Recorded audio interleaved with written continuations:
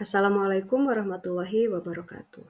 Selamat berjumpa kembali dalam pembelajaran Sistem Bisnis di Indonesia dengan submateri Arti Penting dan Kebijakan PMDN. Penanaman modal dalam negeri adalah kegiatan penanaman modal untuk melakukan usaha di wilayah negara Republik Indonesia yang dilakukan oleh penanam modal dalam negeri dan dengan menggunakan modal dalam negeri. Berikut ini adalah tujuan penanaman modal ada 8 sesuai dengan Undang-Undang Nomor 25 Tahun 2007 tentang penanaman modal, tepatnya di pasal 3 ayat 2. Silahkan teman-teman bisa baca. Peran penanaman modal atau investasi di sektor real ada 3. Pertama, memberikan efek pengganda pada pertumbuhan pendapatan negara. Kedua, mendorong peningkatan daya beli masyarakat. Dan yang ketiga, penanaman modal yang memiliki multiplier keterkaitan tinggi dapat menghasilkan peningkatan lapangan kerja dan perkembangan industri real dan industri pasokan. Penanaman modal secara konseptual meliputi antara lain 3 kegiatan. Pertama, investasi masyarakat. Kedua, investasi swasta dalam rangka PMDN dan PMA. Yang ketiga, belanja barang modal serta pengeluaran rutin oleh negara, fokusnya oleh pemerintah daerah. Bentuk penanaman modal dalam negeri bisa dalam bentuk badan usaha yang berbentuk badan hukum, badan usaha yang tidak berbadan hukum sesuai dengan ketentuan peraturan perundang-undangan, atau dalam bentuk usaha perseorangan tapi sesuai dengan ketentuan peraturan perundang-undangan.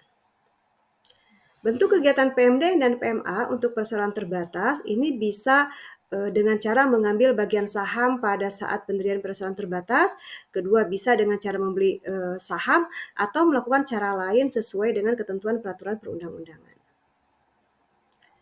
Manfaat dari PMDN itu sendiri yaitu pertama, mampu menghemat devisa, kedua, mengurangi ketergantungan terhadap produk asing, ketiga, mendorong kemajuan industri dalam negeri melalui keterkaitan ke depan dan keterkaitan belakang, kemudian yang keempat adalah memberikan kontribusi dalam upaya penyerapan tenaga kerja. Dan berikutnya adalah kebijakan penanaman modal, bisa teman-teman baca, di mana tujuan pemerintah di dalam menetapkan kebijakan dasar penanaman modal yaitu untuk mendorong terciptanya iklim usaha nasional yang kondusif, promotif, memberikan kapasitas hukum, kemudian keadilan dan efisien bagi penanam modal untuk penguatan daya saing perekonomian nasional, dan yang kedua, mempercepat peningkatan penanaman modal. Dan selanjutnya adalah ketenagakerjaan sesuai dengan Undang-Undang Nomor 25 Tahun 2007 Pasal 10 ada 4. Silakan teman-teman juga bisa baca.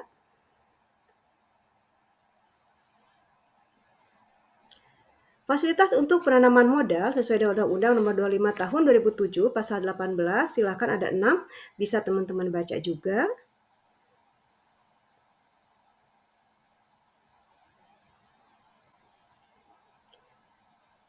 Dan selanjutnya, kriteria penanaman modal yang mendapatkan fasilitas. Di sini ada 10 penanaman modal yang punya kriteria yang 10 ini bisa mendapatkan fasilitas.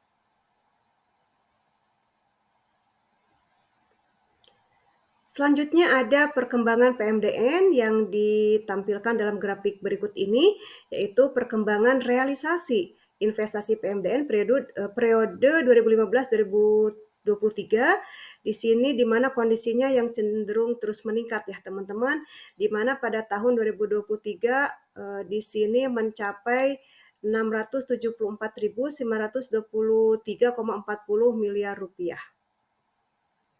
Dan di sini ada kontribusi investasi terhadap PDB dari tahun 2016 sampai 2020, di mana dari tahun 2016 sampai tahun 2020 tersebut kontribusi investasi terhadap PDB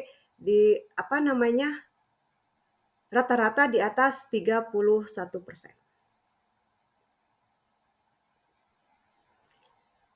Dan selanjutnya adalah data untuk penyerapan tenaga kerja baik dari PMDN ataupun PMA untuk tahun 2016 sampai 2020, bisa dilihat pada grafik berikut.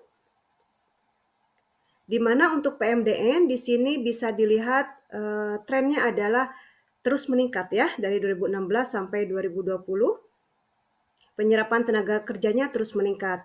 Sementara untuk PMA di sini penyerapannya cenderung relatif berfluktuasi, dan total dari keduanya juga mengalami fluktuatif ya teman-teman di dalam hal penyerapan tenaga kerja. Kemudian berikutnya adalah contoh perusahaan PMDN. Ada PT Sido Muncul, PT Indofood, PT Bentul Prima, dan lainnya. Baik, demikian pembelajaran kali ini dan untuk penjelasan lebih lengkap silakan teman-teman akses BMP Sistem Bisnis di Indonesia terutama modul 7 mengenai PMDN. Terima kasih atas perhatian teman-teman semua. Sampai berjumpa kembali di pertemuan berikutnya. Assalamualaikum warahmatullahi wabarakatuh.